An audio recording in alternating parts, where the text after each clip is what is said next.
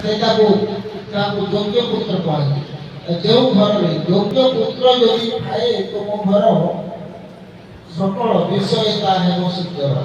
ଯେଉଁ ଘରରେ ଯୋଗ୍ୟ ପୁତ୍ର ଥିବ, ବାପା ମା ନଥିଲେ ବି ଯଦି ଘରକୁ ଅକସ୍ମାତ କୌଣସି ଅତିଥି ପହଞ୍ଚିଲେ, ବାପା ମା ନଥିଲା ସମୟରେ ସେ ଅତିଥି ପ୍ରଥମେ ତାଙ୍କୁ ପଚାରିବ, ତାଙ୍କୁ ଯାଇକି ପ୍ରଥମେ ନମସ୍କାର କରିବ, ଆଜ୍ଞା ଆସନ୍ତୁ ବସିବା ହୁଅନ୍ତୁ, ତାକୁ ବସିବା ପାଇଁ ସ୍ଥାନ ଦେବ।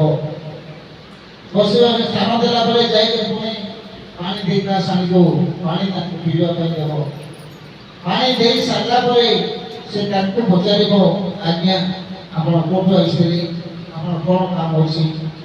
ତାପରେ ଅତିଥି ଯଦି କହିବେନି ଆପଣଙ୍କ ବାପା ସହିତ କାମ ଅଛି, ଯାହା ଅଛି ତ ବାପାଙ୍କୁ ଫୋନ କରିପାରିବେ, କିନ୍ତୁ ଅତିଥି ବାପା ଆସିବା ପର୍ଯ୍ୟନ୍ତ ସେଇ ଅତିଥିର ସତ୍କାର କରି ଘରେ ତାଙ୍କୁ ବସିବା ପାଇଁ ଦେବ।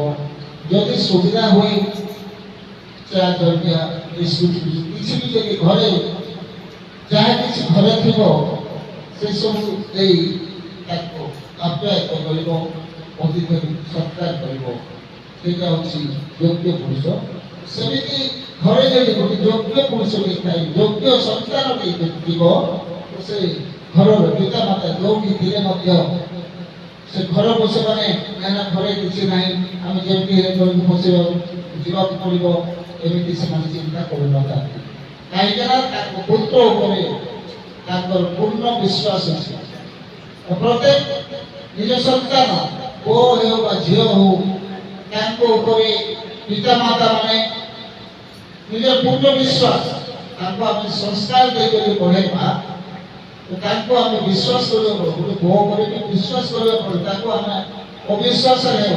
କାହିଁକି ପୁଅ ହେଉଛି ଗୋଟେ ପିତାର ଆତ୍ମା, ପ୍ରତ୍ୟେକ ପୁତ୍ର ହେଉଛନ୍ତି ପିତାଙ୍କର ଆତ୍ମା। ଜଣକ କଥାଟେ କହିଲେ ତା ଆତ୍ମାକୁ ଯେମିତି ବାଧେ, ତ ନିଜ ପୁଅକୁ ବି ଆଉ ଜଣେ ଯଦି କିଛି କହିଦେବ ତାକୁ ଆତ୍ମାକୁ ବାଧିବ। ତ ପ୍ରତ୍ୟେକ ପୁତ୍ର ମାନେ ପିତା ମାତାଙ୍କର ହେଉଛନ୍ତି ଆତ୍ମା।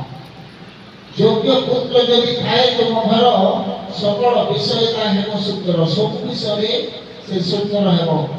ଅଯୋଗ୍ୟ ସନ୍ତାନ ଧୀରେ ସଦସ୍ୟ, ଯେମିତି ଅଯୋଗ୍ୟ ସନ୍ତାନ ଯୋଗ୍ୟ ଧର୍ମର ଯେମିତି ଥିଲେ ସହସ୍ର ବୁଡ଼ିବ ଘରର ସକଳ